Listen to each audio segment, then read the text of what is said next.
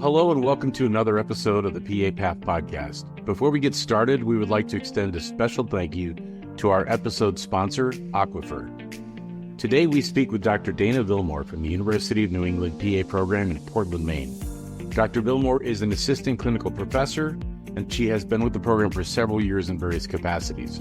She's been a primary care PA for over 9 years, and she has her PhD in immunology and microbiology from the University of Florida.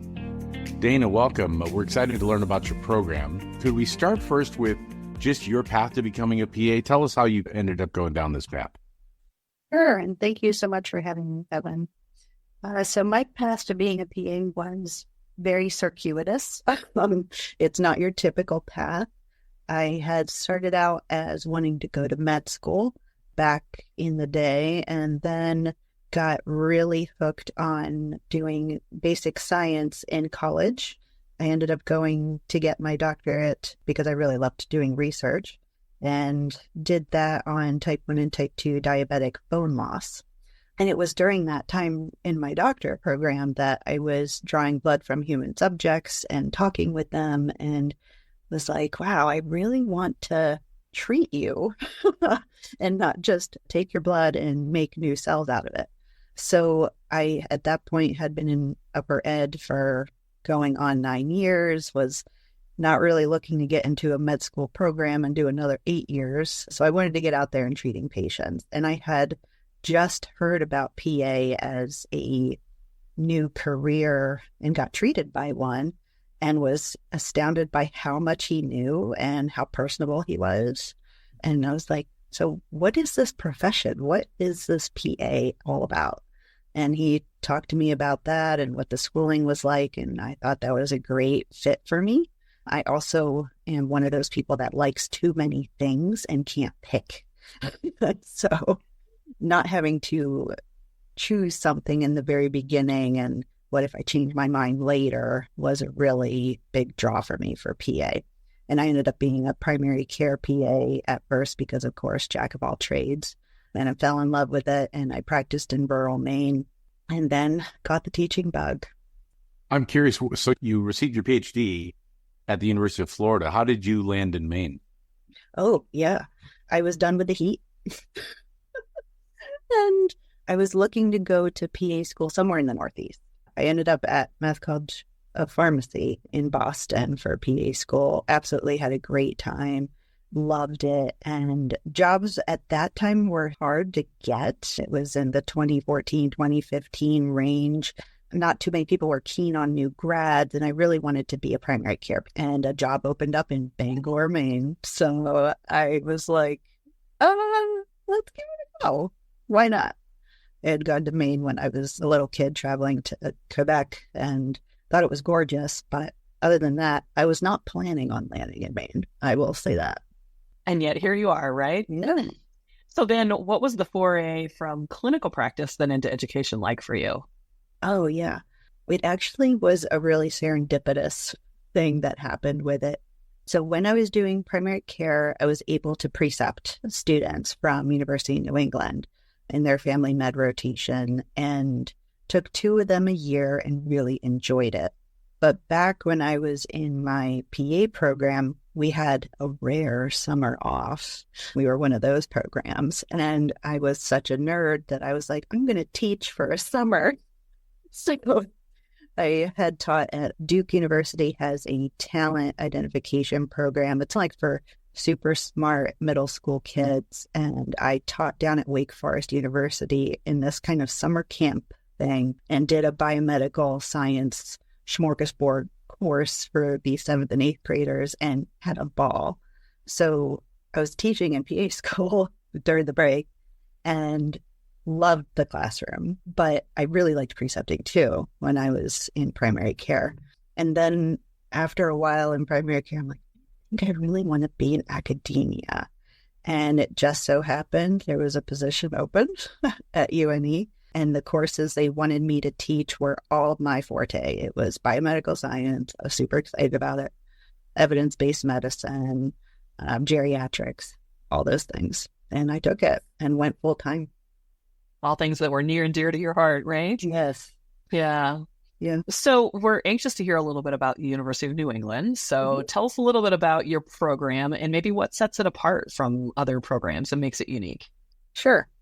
We've been around since 96. Our focus is mainly that primary care PA, but we also do a lot with getting our students used to practicing in rural areas, places that are underserved, really being more independent. And we are a 24-month program, and it's highly accelerated.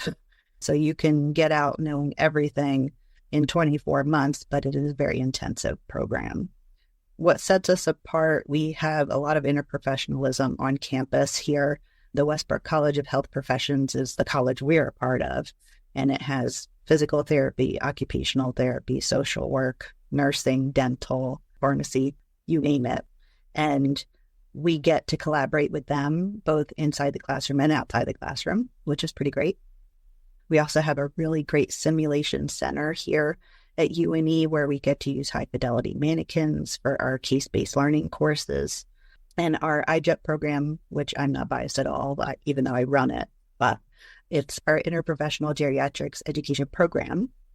We will have students from other health professions and our students kind of team up to visit what we call an elder teacher out in the community in independent living sites in the greater Portland area. And they get to take a full history, do fall risk assessment, and also have those conversations of what do you want the rest of your life to be like? What are your goals? What are your things that you want to work on in these kind of twilight years, as we would call them? And it's a wonderful program. It's very much a humanistic course. And then in the spring IJEP semester, we focus more on the dementia, death and dying. And we do put dedicated curriculum to teaching our students how to deal with death and dying, which is unique, I think. You mentioned that your curriculum is a 2-year curriculum and it's very condensed, and people may not know that there's a variety of lengths of PA program, everything from 24 months to some are 3 years and above. Talk to me a little bit about that 2-year time frame and how you streamline things into that condensed period of time. How do you feel like your curriculum differs from a program that may be a little bit longer that allows you to streamline that into a shorter period of time?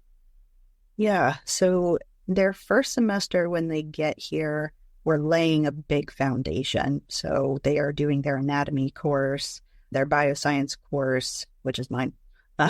And we do like all of cell biology, genetics, and micro in that summer.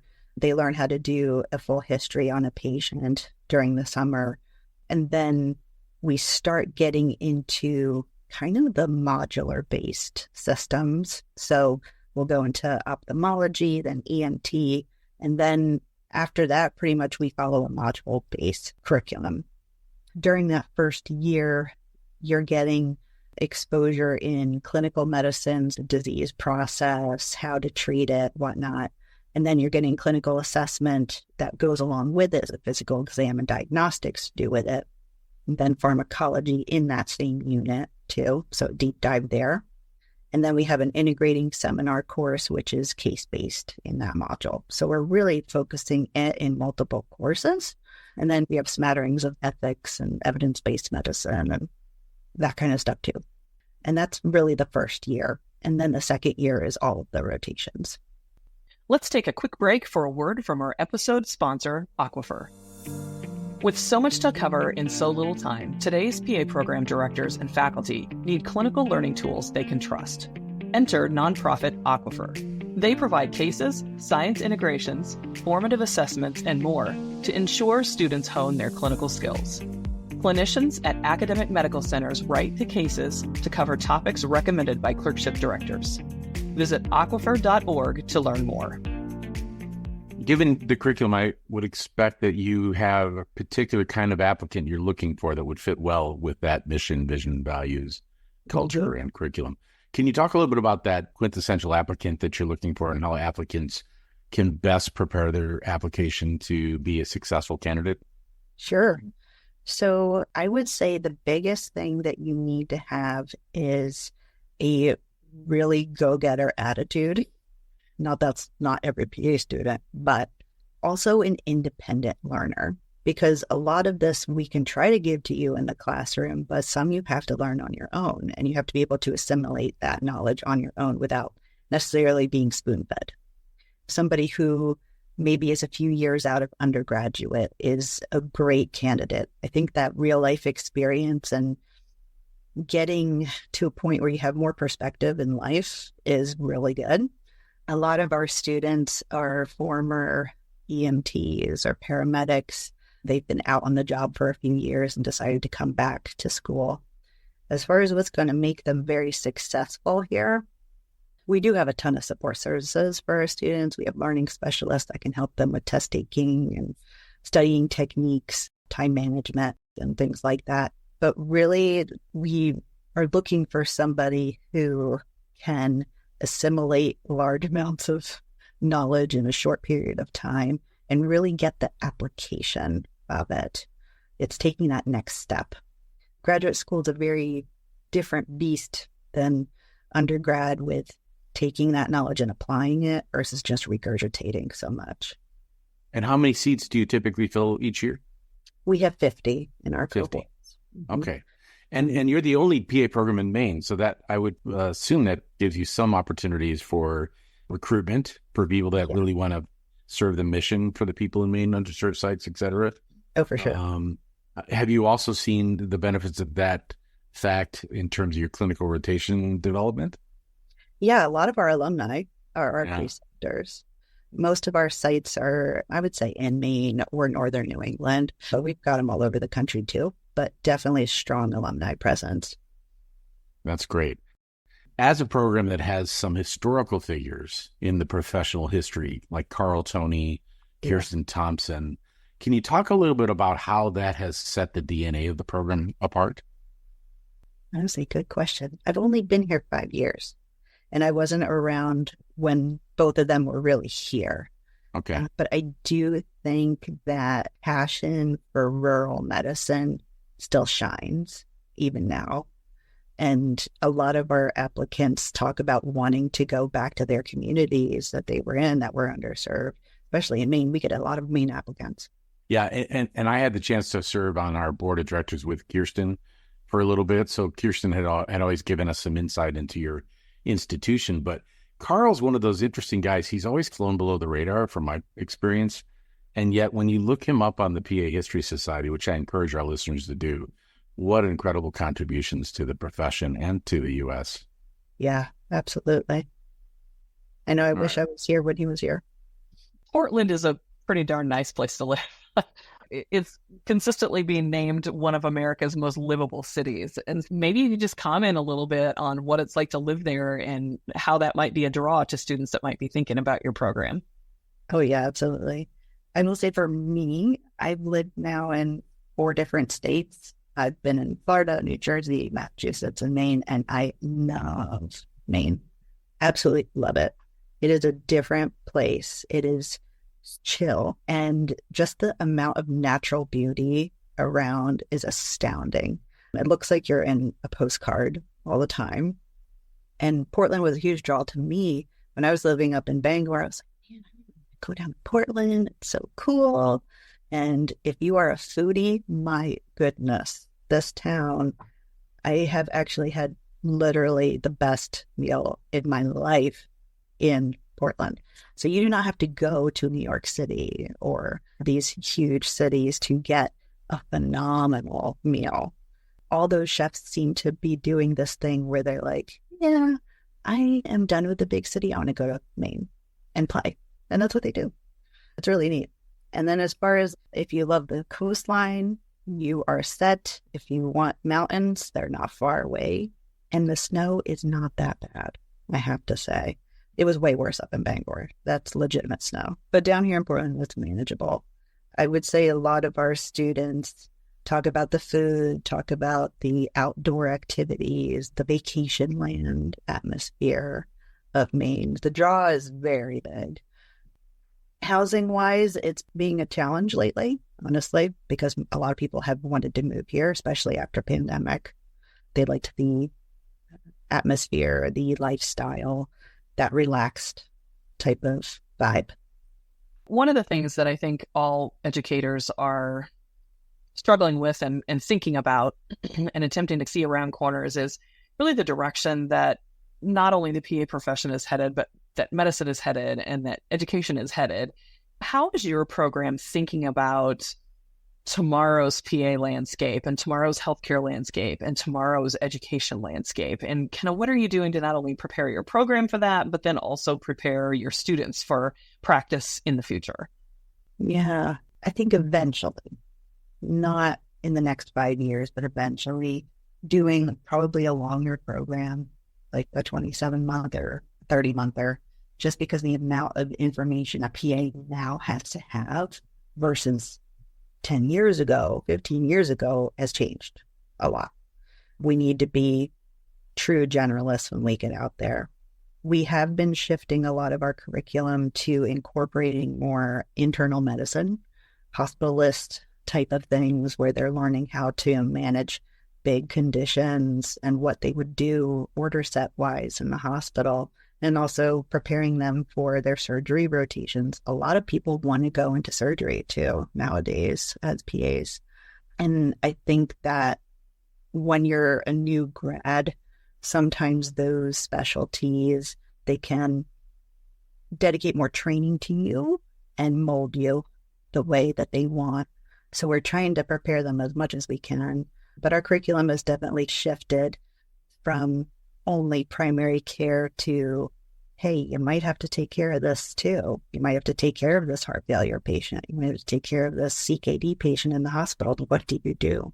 Focusing on those complicated patients is big for us. Dana, we always like to give our guests an opportunity to share any additional thoughts they have that we didn't get a chance to cover. Is there anything else that you were hoping that we would cover about your program or about your career? One of the things our students really enjoy about the program is the supportive nature of it. And our students are not competitive with each other. We don't do rankings like some schools do. And they really become a cohesive unit, and they do support each other through how vigorous of a program this is. And the faculty are always here to support them as well. So I think that's a nice bonus when you're here. You feel like you're almost a family. That's great. That's great. We can't thank you enough for taking the time out to share about your program and about the beautiful state of Maine. And we wish you and your colleagues the very best as you move forward. Thank you so much. And thank you guys for having me. It's our pleasure. We want to thank our guest, Dr. Dana Villmore, for her time and insights into the University of New England PA program. It was delightful to hear about the beautiful state of Maine and all of the wonderful opportunities students have when they go there, and to learn about their vision for serving the rural and primary care needs of their state. We would also like to give a big thanks again to our episode sponsor, Aquifer. Tune in next time as we speak with the leaders of our profession, both nationally and worldwide.